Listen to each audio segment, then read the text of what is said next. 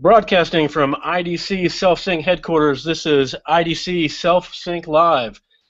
Good afternoon and welcome to the broadcast. This is the second in a series of live engagements with key personnel on issues relevant to the Information Dominance Core. The purpose of the IDC Self-Synchronization is to share unclassified information, enhance our collective situational awareness, and facilitate the development of a common Navy Information Dominance Core culture. The IDC Self-Sync team is comprised of volunteers from all corners of the IDC, to include active duty and reserve, officer, enlisted, and civilians, all working anonymously on your behalf. For that reason, anonymity, you'll only get our first names from us here today on the show. I am Chuck, I'm your host, and behind the glass in the control room is Dave, an original founder of IDC Self-Sync Live and Self-Sync, making this broadcast happen. Say hello, Dave. Hey, how's it going, everyone? Thanks for joining us today. So if we had lawyers or a JAG, they'd probably tell us to read a disclaimer about the sponsorship of this broadcast. So just to be clear, IDC Self-Sync is an independent group not officially sponsored by the Department of Defense, the U.S. Navy, or the Information Dominance Corps. And to be honest, that independence makes us that much more effective.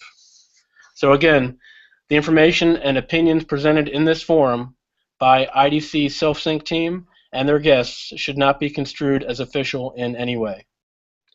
So a few announcements again before we get started with our show. First up, on June 11th, 2015, AFCEA will host the Navy Information Dominance Industry Day at the Task Heritage Conference Center in Chantilly, Virginia. Guest speakers will include Vice Admiral Ted Branch, Lieutenant General Robert Shea, USMC retired, and Vice Admiral Jake Jacoby, USN retired. From the announcement on their website, attendees will leave with not only a greater understanding of the information dominance domain, but with a sense of what technologies, capabilities, and services are most needed for the Navy to achieve its goals within the information domain. And we have posted a link to the event on our Facebook page, and we'll push that again shortly. Also, congratulations to Chief Petty Officer Adam Burkholz, who was announced as the winner of the Commander U.S. 10th Fleet's 2015 Award for Cryptologic Support Excellence. This award recognizes Navy and Marine Corps personnel for their superior accomplishments in cryptologic support functions. Congratulations, Chief.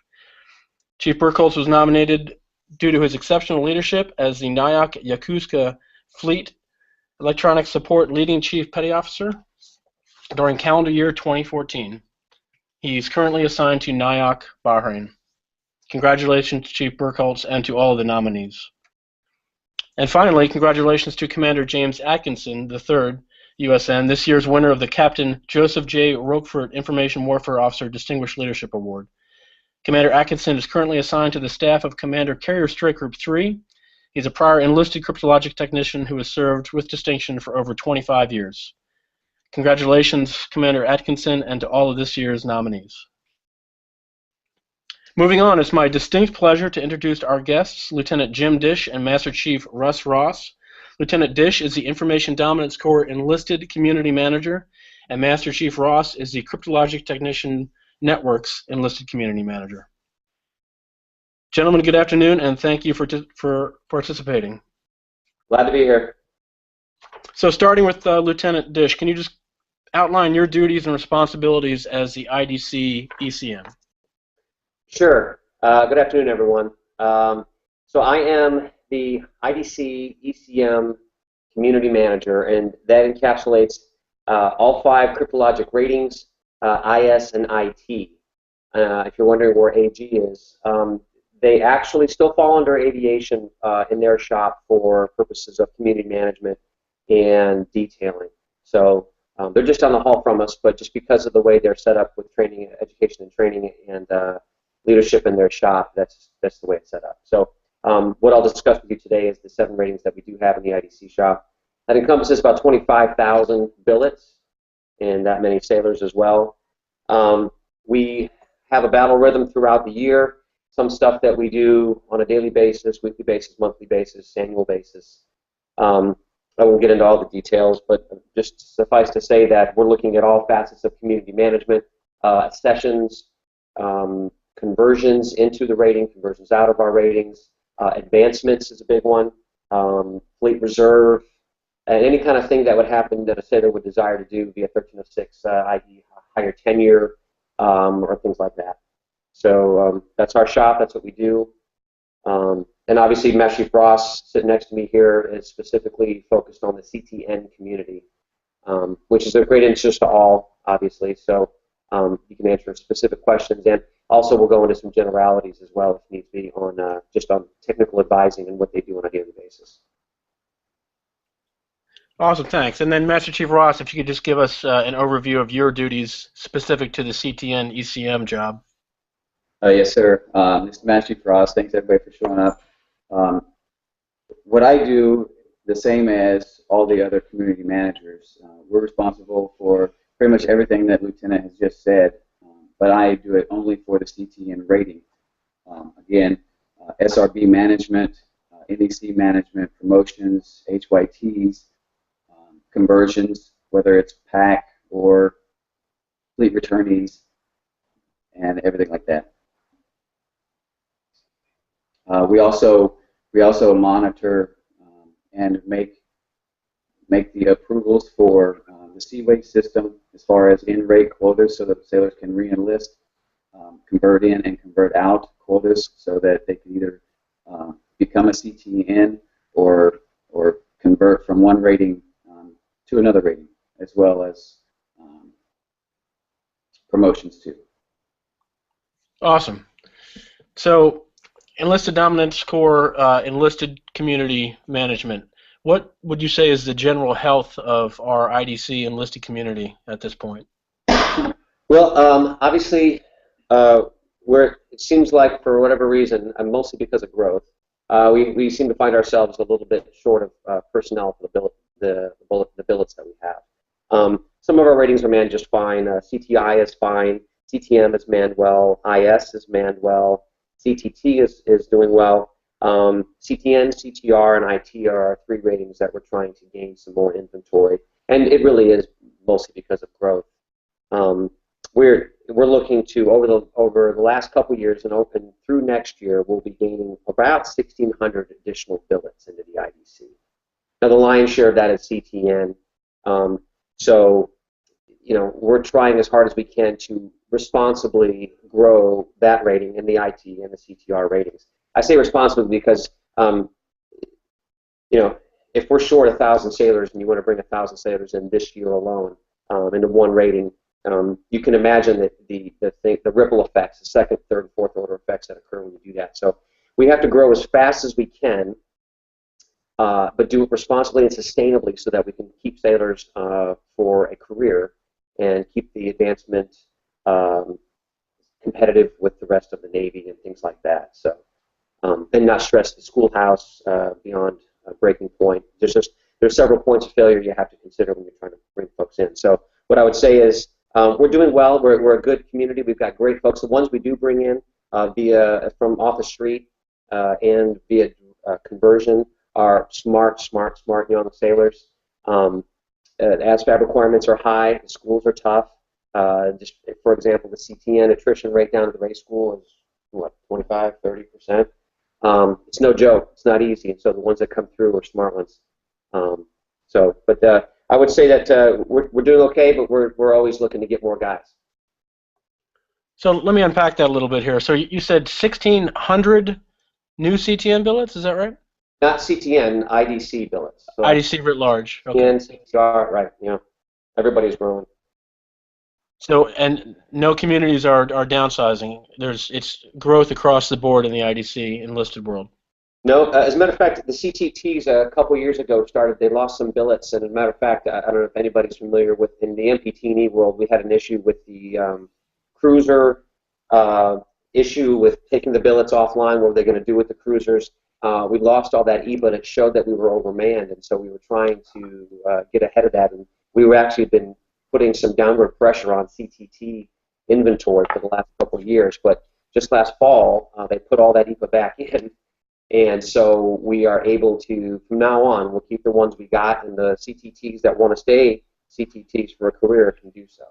So a good news story on that. But that was the only rating where we were actually pushing the envelope and having to bring it down a little bit.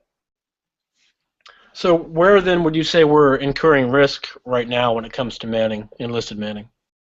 Well, obviously the breaks that were undermanned, the CTN and the IT communities are the two places where, when you say incurring risk, what I'm assuming is that you're talking about there are fleet seats, or fleet mission seats out there that are going empty because we don't have enough folks in the Navy in those specific ratings and the skill sets inside of them. So we are incurring some risk at IT and CTN. Okay, yeah, and that's what I mean by incurring risk. So places where we just can't meet the mission demand because of manning. Right, and obviously, you know, we try to stay ahead of the demand signal, or at least equal to it. But just for instance, for the IT community, they were supposed to be at 10,100 billets in 2012, and we were at 10.4, 10.5. We started driving that. You know, think about it as it's an aircraft carrier. When you talk about a rating, especially the size of IT, which is 10,000 folks, when you start driving down and your seaway, you put the career waypoints pressure to get people out either to a different rating or out of the Navy altogether, and then the atmosphere advancement starts to slow down because you have too many people, not enough billets. And then when you want to turn that ship around, you start adding billets. We went from 10.1, we're at 10,764 right now, and we'll be at 10,920 if I'm correct with my numbers by this October, FY16. So that's almost 1,000 billet turnaround. And so when you're driving down, down, down, and then you have to turn it around, it just takes a long time for that thing to spin around and come back up again. So yes, the billets are there, and they've been created, and there's fleet demand for them, but we're doing everything we can to get sailors out into those billets. But we don't want to do it at the sacrifice of bringing in either unqualified sailors or bringing sailors out so fast that the fleet can't keep up with the education and training of those guys out of the ultimate duty stations. Okay, so my next question was, are there any significant changes on the horizon with regards to any of our IDC enlisted ratings? But it sounds like growth across the board is basically the trend. Is that correct? Correct. Yeah, absolutely. And so how would that affect the community when it comes to, you know, people that might want to get out or maybe transfer cross rate within the IDC or outside of the IDC? Obviously, that's going to make it harder. Is that correct? Yeah. Now, the demand in the fleet is big and there, and everybody, for whatever reason, the IDC is Gucci now, and everybody wants to be a CTN, a CTR, an IT. So it's not a lack of demand. We obviously the other side of the coin is that some folks don't want to be in these IDC ratings, or they want to switch from one to another. Unfortunately, if we're undermanned, the first thing that our business rules do not allow us to do, and this is the career waypoints business rules I'm talking about, and then this is a monthly battle rhythm that we look at career waypoints, as Master Ross indicated. The first thing we cannot do is let anybody out of our ratings if we're considered to be an open rating, and that would be at 97% or less overall manning. So the CTN, CTR, and IT communities are all three in that window, and so they are unable to let anybody go. So if you're a CTN and you want to be a CTI because you love speaking a foreign language, you just can't do it. It's just unfortunately the way it works. Got it. All right, so moving on, we have a question. What are some of the tips that you recommend for IDC JOs when they are teaming with their CPOs and counseling their junior sailors on career management and promotion? Maybe for Master Chief Ross. All right, sir. Thanks for the question. The biggest thing is to rely on your chiefs. I mean, that hasn't changed in the 100+ years that chiefs have been around. I think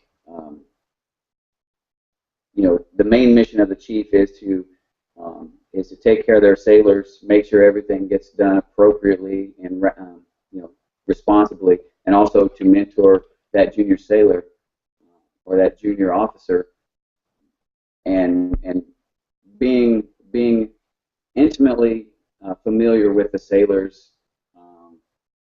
so that they know that they're being taken care of, even when they're out on the deck plates and doing their work. That's the big thing for the chief and the junior officers. They've got to be on the same page. If they've got to go behind closed doors, they go behind closed doors. They have a conversation to discuss things. When they come out of that, it's one team, one fight, and that's the way the Navy runs efficiently.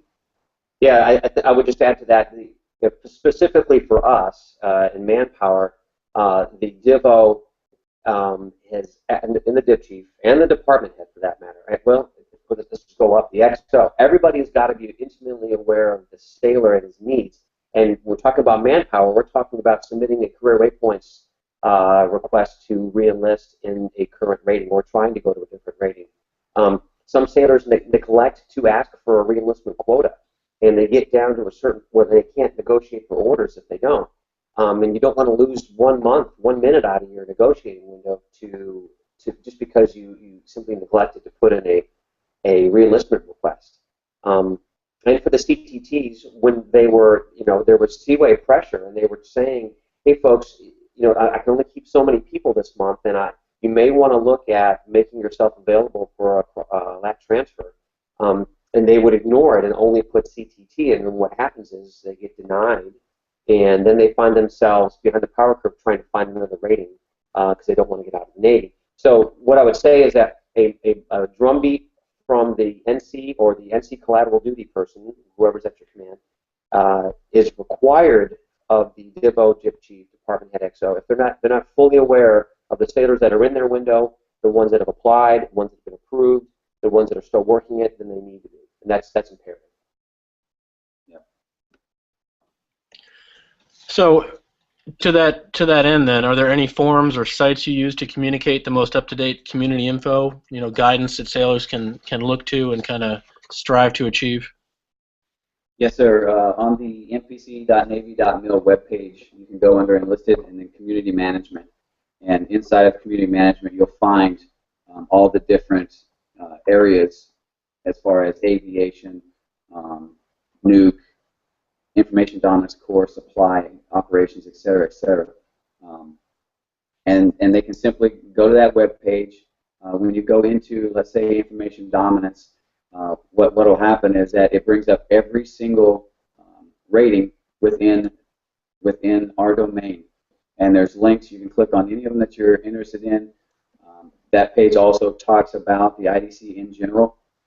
And as you click on a specific rating, there are a community overview. And so if you go to the CTN page to community overview, it'll bring up the CTN community manager or technical advisor quad chart. And that has all the information that specific rating is looking for. It gives you the manpower status. It gives you the promotion percentages compared to all Navy. It does seashore flow for the ratings that have seashore flow.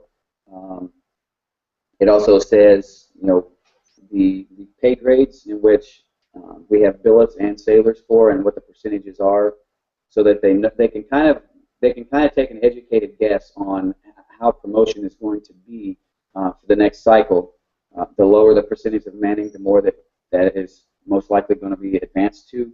And then for me, the most important portion is going to be in the bottom right-hand corner where the notes section is, because that tells everybody out there that's looking at that page exactly what that community manager is looking for and what those requirements are, whether it's conversion, being a U.S. citizen, top secret clearance requirements, SRB award levels, ASVAB requirements, and just general notes as far as what sailors could be looking to find out about the rating.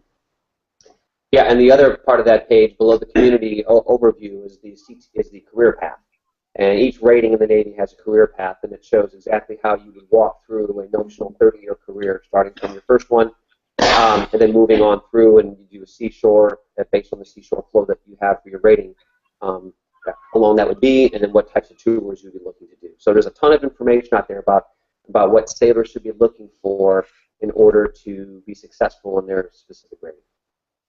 And that link we're pushing right now is where you can get that info?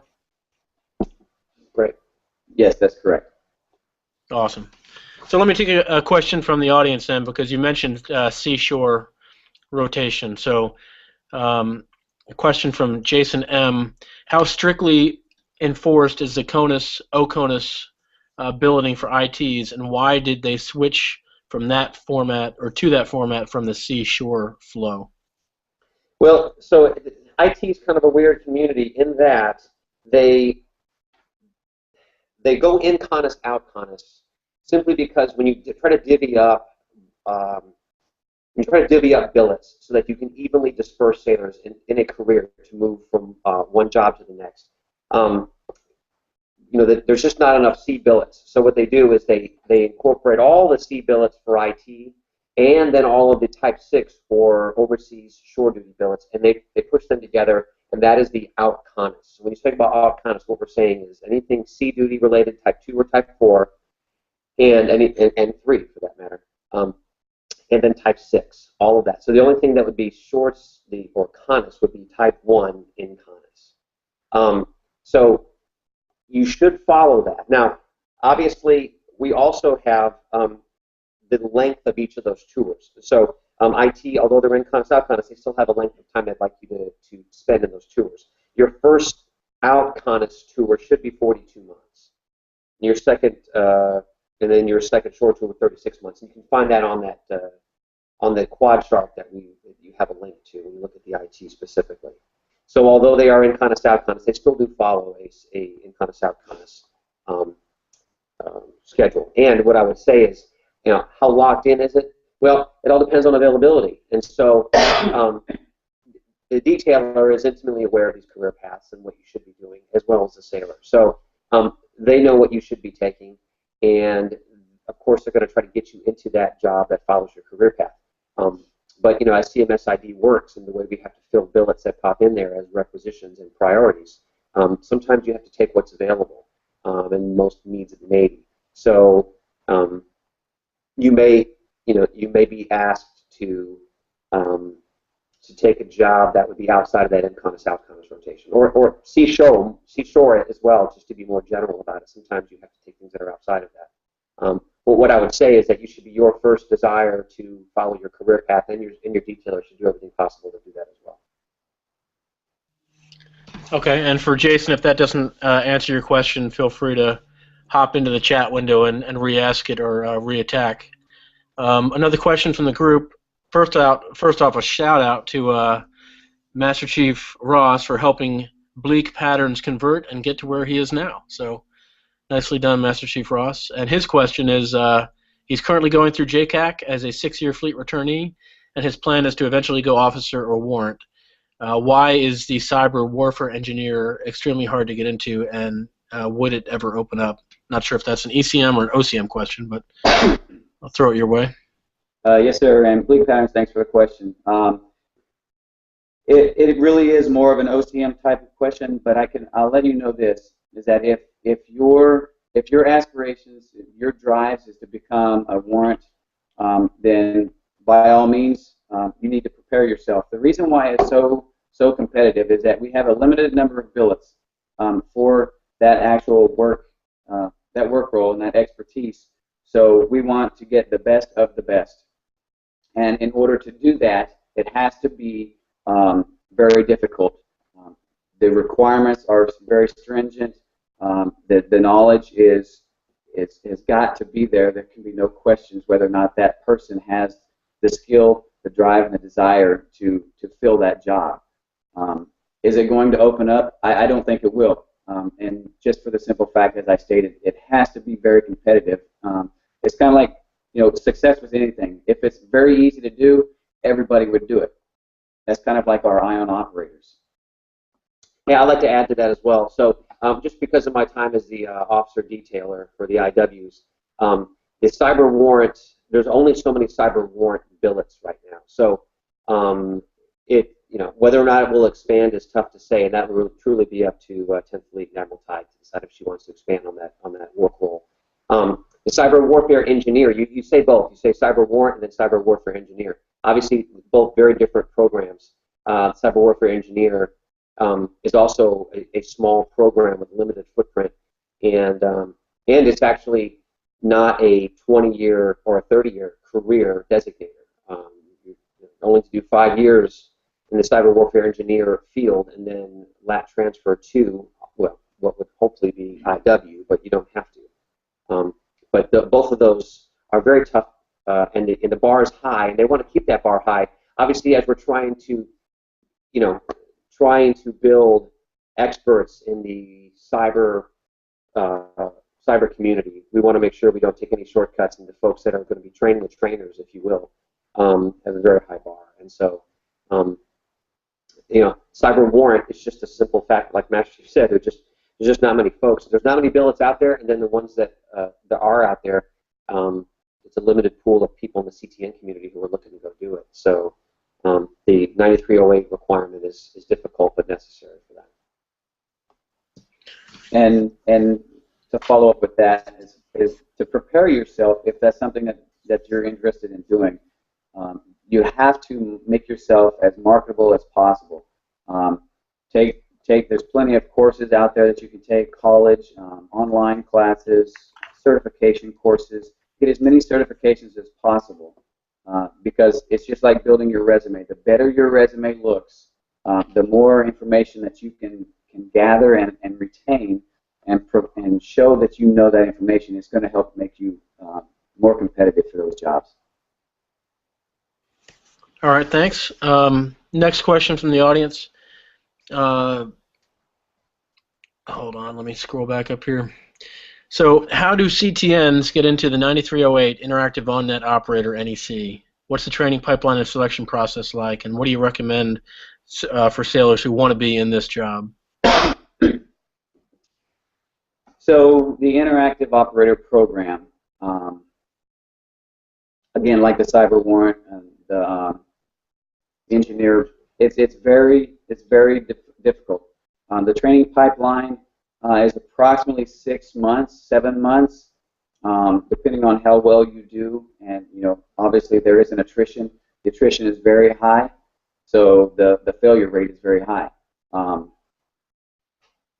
The training pipeline it covers a lot of things that's not in JCAC, because JCAC is our basic training.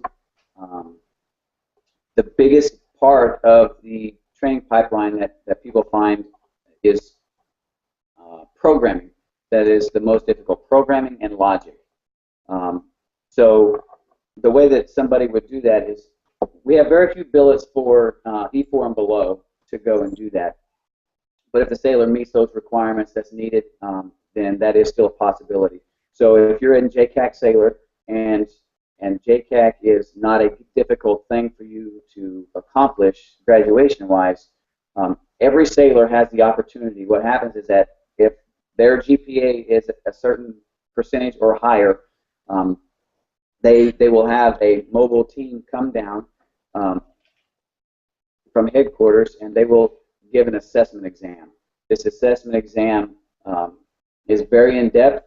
They'll take the test. The grades will get scored, and if people score very high on that exam, then there is an interview process which current 9308 NEC holders have. They will do a board type of interview, and it's based on those guys' understanding of that work role and what that sailor, how they answer it, what the answers they give is going to determine whether or not they get into that program. Same thing goes for current CTNs that are out in the fleet. Every site will give it an exam. They will do an interview process, and as the sailor completes that process, if they meet the requirements, they can be sent back to headquarters for that course. The last way to do that is to negotiate for orders on CMS for a billet that requires the 9308 NEC. Now, if you don't currently hold the 9308 NEC, the same process will apply.